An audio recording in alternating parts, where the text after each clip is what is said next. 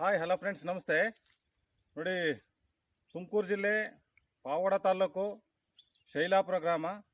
ನೋಡಿ, ಈ ಕೆರೆ ಕಟ್ಟೆ ಇದೆಯಲ್ವಾ, ಇದು ಸುಮಾರು ಪುರಾತನದಿಂದನೂ ಇದೆ ಈ ಕಟ್ಟೆ. ಇದು ಕಟ್ಟೆ ಹೆಚ್ಚಿನದಾಗಿ ಮಳೆ ಬಂದು ಇದು ಕಟ್ಟೆ ಒಡೆದೋಗಿದೆ.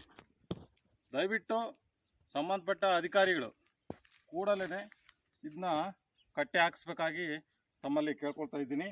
ನೋಡಿ, ದನ ಕರುಗಳಿಗೆ ಕುಡಿಯೋದಕ್ಕೆ ಸಾಕಷ್ಟು ಜಾನುವಾರುಗಳಿದೆ ನಮ್ಮ ಗ್ರಾಮದಲ್ಲಿ. ಹಾಗಾಗಿ ಈ ವಿಡಿಯೋ ಮಾಡಿ ತೋರಿಸ್ತಾ ಇದ್ದೀನಿ.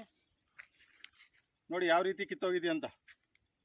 ನೋಡಿ, ಕಟ್ಟೆ ಸಂಪೂರ್ಣ ಒಡೆದೋಗಿದೆ. ಒಂದು ಸ್ವಲ್ಪನೂ ನೀರಿಲ್ಲ. ಬೇಸಿಗೆ ಕಾಲದಲ್ಲಿ ಹೆಚ್ಚಿನದಾಗಿ ಪ್ರಾಣಿ ಪಕ್ಷಿಗಳಿಗೂ ನೀರಿಲ್ಲ. ಹಾಗಾಗಿ ಜಾನುವಾರುಗಳಿಗಂತೂ ನೀರಿಲ್ದೇ ತತ್ತರಿಸಿ ಹೋಗಿದ್ದಾವೆ. ಈ ಕಡೆ ಮೇವುಗಂತಾಳೆ ಬರ್ತವೆ ಬೆಟ್ಟಕ್ಕೆ. ಈ ಬೆಟ್ಟದ ಹತ್ರ ಎಲ್ಲ ನಾನು ತೋರಿಸ್ತಾ ಇದ್ದೀನಿ. ನೋಡಿ, ಈ ವಿಡಿಯೋದಲ್ಲಿ ಬೆಟ್ಟಕ್ಕೆ ಮೇವುಗಂತ ಹೊಡ್ಕೊ ಬರ್ತಾರೆ. ಆದರೆ ಇಲ್ಲಿ ಕುಡಿಯೋದಕ್ಕೆ ನೀರೇ ಇಲ್ಲ. ಹಾಗಾಗಿ ಸಂಬಂಧಪಟ್ಟ ಅಧಿಕಾರಿಗಳು ದಯವಿಟ್ಟು ಕೂಡಲೇ ಈ ಒಂದು ಕಟ್ಟೆಯನ್ನು ಹಾಕಿಸ್ಬೇಕಾಗಿ ತಮ್ಮಲ್ಲಿ ಕಳಕಳನೆ ಪ್ರಾರ್ಥನೆ ಮಾಡ್ತಾ ಇದ್ದೀನಿ.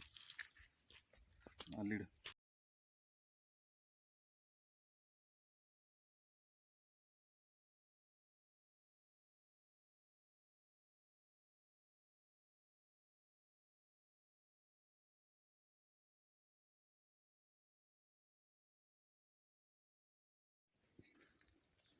ನೋಡಿ, ಇದೇ ಕಟ್ಟೆ, ಕೆರೆ ಕಟ್ಟೆ. ಇದಿಷ್ಟನ್ನು ಸಂಪೂರ್ಣವಾಗಿ ನೀರು ತುಂಬಿ ತುಣುಕ್ಲಾಡ್ತಕ್ಕಂಥದ್ದು. ಇದು ಈ ಬೆಟ್ಟದಿಂದನ ಬರ್ತಿದೆ ನೀರು. ಈ ಬೆಟ್ಟದಿಂದ ಬರ್ತಕ್ಕಂಥ ನೀರು ಇಲ್ಲಿ ಸ್ಟೋರೇಜ್ ಆಗ್ತಾ ಇತ್ತು. ಸುಮಾರು ಪುರಾತನದಿಂದನೂ ಈ ಕೆರೆ ಕಟ್ಟೆ ಇದೆ. ಆದರೆ ಇವತ್ತು ಜಾನುವಾರುಗಳಿಗೆ ಕುಡಿಯೋದಕ್ಕೆ ನೀರಿಲ್ಲ. ಹಾಗಾಗಿ ಈ ವಿಡಿಯೋ ಮಾಡಿ ತೋರಿಸ್ತಾ ಇದ್ದೀನಿ.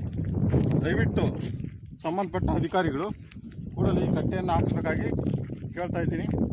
ನೋಡಿ, ಎಷ್ಟು ದೊಡ್ಡದಾಗಿ ಕಟ್ಟೆ ಕಿತ್ಕೊಂಡು ಹೋಗಿದೆ. ನೋಡಿ, ದಯವಿಟ್ಟು ಸಂಬಂಧಪಟ್ಟ ಇಲಾಖೆ ಅಂದರೆ ಕೂಡಲೇ ಇದನ್ನ ಹಾಕ್ಸ್ಬೇಕಾಗಿ ಕೇಳ್ತಾ ಇದ್ದೀನಿ. ದಯವಿಟ್ಟು ನೋಡಿ, ಅರ್ಥ ಮಾಡ್ಕೊಳ್ಳಿ. ನೋಡಿ, ಎಲ್ಲ ಒಂದು ಸ್ವಲ್ಪ ಅಂದರೆ ಒಂದು ಸ್ವಲ್ಪ ನೀರಿದೆ. ಹೊಚ್ಚೆ ಹಂಗೆ ತೋರಿಸ್ಕೊಡ್ತೀನಿ, ಬನ್ನಿ.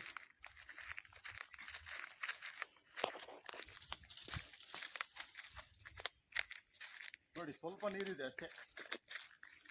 ಇದಕ್ಕೆ ಏನಕ್ಕೂ ಸಾಕಾಗಲ್ಲ. ನೋಡಿ, ಸ್ವಲ್ಪ ನೀರಿದೆ. ದಯವಿಟ್ಟು ಜಾನುವಾರುಗಳಿಗಾಗಲಿ ಪ್ರಾಣಿ ಪಕ್ಷಿಗಳಿಗಾಗಲಿ ಸಾಕಷ್ಟು ಜಾನುವಾರುಗಳಿದೆ ನಮ್ಮ ಶೈಲಾಪುರ ಗ್ರಾಮದಲ್ಲಿ. ಸ್ವಲ್ಪ ಕೂಡ ನೀರಿಲ್ಲ.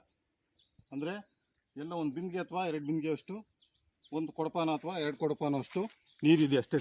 ನೋಡಿ, ಎಷ್ಟು ದೊಡ್ಡದಾಗಿರ್ತಕ್ಕಂಥ ಕಟ್ಟೆನ ಒಡೆದು ಹೋಗಿದೆ.